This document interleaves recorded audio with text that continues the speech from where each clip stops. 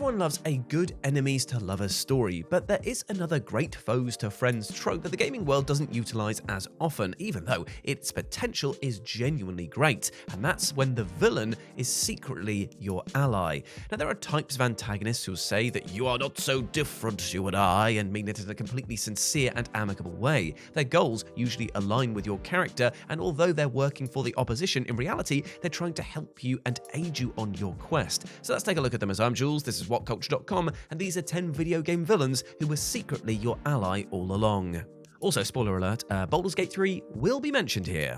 Number 10, Jetstream Sam, Metal Gear Rising Revengeance. Jetstream Sam is easily one of the most popular and memorable characters in Metal Gear Rising, and that is saying something considering that he's surrounded by cyborg ninjas and one buff senator with a fondness of nanomachines and omelets. A big part of his following can be attributed to his personality, mainly his cool as a cucumber attitude and a strong sense of justice that makes him act like a real samurai straight out of the Edo period. His moral compass is also why Jetstream Sam is secretly rooting for you in your fight against Armstrong and Desperado. Even though he's part of the organization, he didn't join it of his own free will, and he doesn't want Armstrong's vision of the world to come to fruition. Throughout the story, Sam does terrible things to you, like cutting off your hand during your first encounter, but he always spares you at the last second, and the reason for this is he's trying to prepare you for the confrontation with the rest of Desperado's members. He's definitely a tough teacher, but without his lessons, well, you'd stand no chance against his fellow soldiers. Besides, who could stay mad at a man with such a dashing smile? Number 9, Father, Fallout 4. Now, the main antagonists of Fallout 4 are the Institute, a mysterious collective of scientists who experiment on the Commonwealth with the help of their human-like synths. No matter where you go in Fallout 4, people talk about how evil the Institute is. The group replaces random citizens with their synthetic agents, raises entire settlements in search of salvage, and, in general, just sows chaos and paranoia in the entire region. However, when your character infiltrates the Institute, it turns out that their leader, Father, has actually secretly been on your side the entire time. A spoiler alert for those who didn't play the game, the Institute's chief director is actually your son, Sean, though due to some cryogenic malarkey, he is now older than you. But he is still indeed your lost child, and when you meet him, he reveals that he was the one that freed you from your hibernation to see what you would do. Sean never tried to harm your character, and his goal was to always reunite you two so that you could replace him as the Institute's leader. And yes, while it's hard to tell what his true intentions are, you have to admit it's pretty sweet of him to make his parents the directors of his futuristic science bunker. Nepotism at its finest, although weirdly in a reverse way. Anyway, number 8, Zardas, Gothic. Gothic, the 2001 action role-playing game, allows the player to join 3 rival factions that are formed inside the magically sealed penal colony where the story takes place. Each has their own agenda and usually clashes with the goals of the others, and yet they all unanimously agree on one thing, that Zardas is not somebody to be trifled with. Throughout the game, the mages inside the colony tell the player of the evils of necromancy and of Zardas, a renegade mage who betrayed his circle in order to pursue the dark arts and apparently lives inside the seal as well. You're led to believe that Zardas is some evil villain that you'll have to fight at some point, but when the leader of the old camp finally murders all the fire mages, you end up looking to him for help. And it's then revealed that despite worshipping a literal god of evil, Zardas is actually a pretty chill guy. Like most other people in the colony, his goal is to destroy the magic seal and stop the powerful demons slumbering beneath it. The old wizard is also incredibly helpful, and he even saves the main character in the sequel. Who says that necromancers can't make good friends? I guess with their resurrection powers, they've always got somebody to hang out with.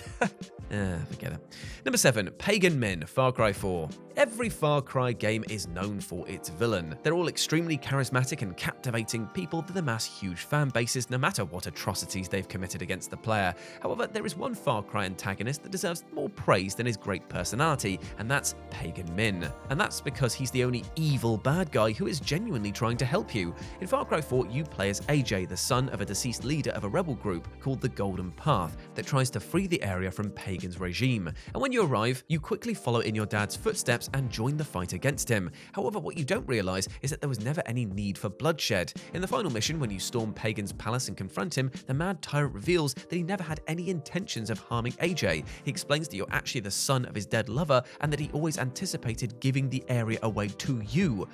Maybe we should have stuck around for dinner then. In fact, obviously, that's where the secret ending goes. You basically just go there, he goes, cool, that's done, now do you want to go party? Although, to be fair, his version of partying is pretty extreme. Maybe he needs to chill out a little bit. Too much in the sniff, you know what I'm saying?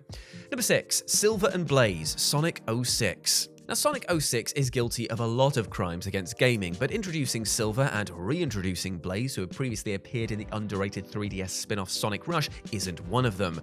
It's probably the only good thing to come out of it, actually. Silver and Blaze are a couple of psychics who come from a distant future where a great cataclysm has wiped out all of civilization. Now, at some point in the story, they find a way to travel back in time and decide to kill the person responsible for the end of the world. Throughout Sonic and Shadow's storylines, Blaze and Silver appear as antagonists who fight the two hedgehogs, thinking them to be responsible for the cataclysm. It isn't until later that they discover that they were tricked by their actual target, who disguised himself as Sonic and Shadow in order to eliminate the only two characters capable of stopping him. After the reveal, the two psychics join force with the hedgehogs in order to help them save the world, like they were planning to do from the very beginning. The collaboration must have been to their liking, as from that point on, Silver and Blaze would become regular additions to Sonic's team, appearing in much better titles than their atrocious debut.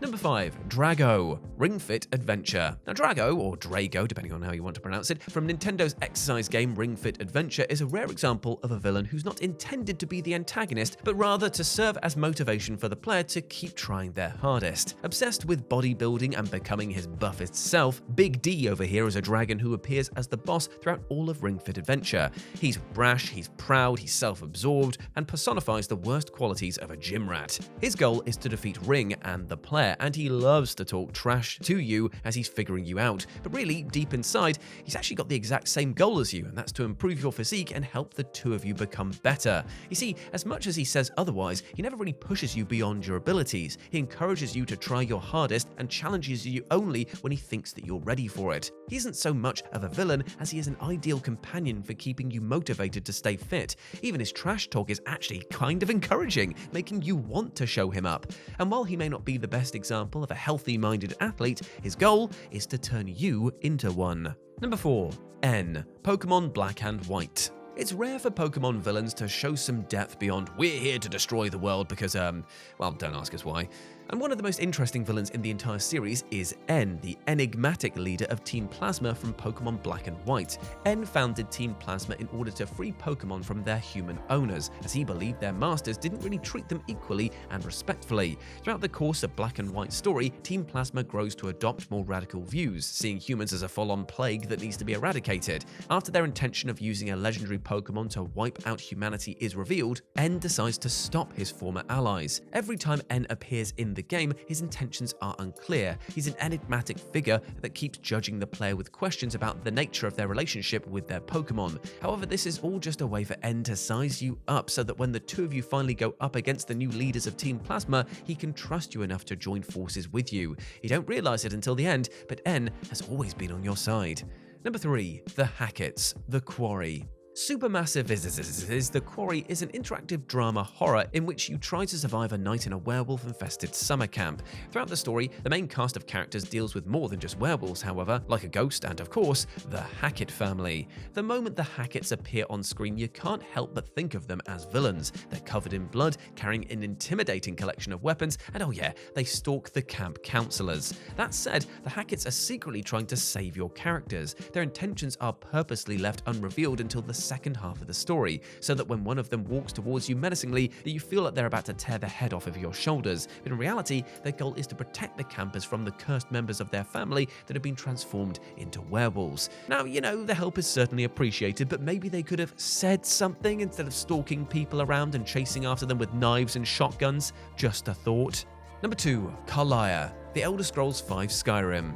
Most of the faction questlines in Skyrim tend to be on the boring and predictable side, but the Thieves Guild story missions are definitely one of the exceptions, and in particular due to its antagonist-turned-ally, Karliah. Now, Special K serves as the main villain of the first half of the Thieves Guild story. She undermines the guilds operating from the shadows and never really fully reveals herself. Eventually, your leader, Mercer, discovers her true identity and tells you that she's responsible for the murder of the previous head of the guild, Gallus. It isn't until you and Mercer chase after her that a completely different truth emerges. It turns out that Mercer was actually Gallus's killer, and he was secretly stealing the guild's riches. Carlia, on the other hand, was simply trying to expose Mercer to the guild and get revenge for her murdered lover. After she saves your life and you realize that you two have the same goals, the two of you band together to bring Mercer down. This switcheroo is a refreshing change of pace from some of the more linear and one-dimensional quest lines, and it's definitely great to stick a blade right into Mercer's face. And number 1, Gortash, Baldur's Gate 3.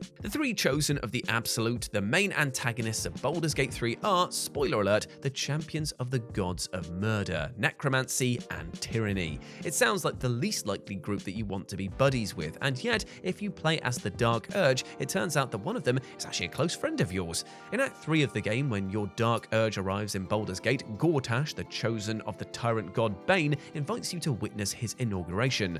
After the event, he then invites you for a proverbial cuppa and reveals that prior to your memory loss, the two of you were best buds, and it was actually you who snuck into the Hells to steal the crown and set off the events of the entire game. It turns out that Gortash doesn't actually want to work with the other chosen, and his wish is to help you eliminate them so that the two of you can rule the world together. Yes, he's still a power-hungry despot who brainwashes people into being his obedient slaves, but if you're already playing an evil character yourself, the prospect of having a deviously devilish pal sounds pretty great. Too bad, though, no matter what you do, Gortash dies before the final act anyway, because the path of villain truly is a lonely one. And there we go, my friends. Those were 10 video game villains who were secretly your ally all along. I hope that you enjoyed that, and please let me know what you thought about it down in the comment section below. As always, I've been Jules. You can go follow me over on Twitter or X and Instagram, where it's at RetroJ, but the O is a 0, or you can swing by FGS or the Future Games Show YouTube channel, where I'm doing all of my gaming content going forward. Hope to see you over there. And I also hope that you're treating yourself well with love and respect, my friend, because you deserve the bloody best, you massive ledge. Hope you're smashing your life goals. As always, I've been Jules. You have been awesome. Never forget that, and I'll speak to you soon. Bye.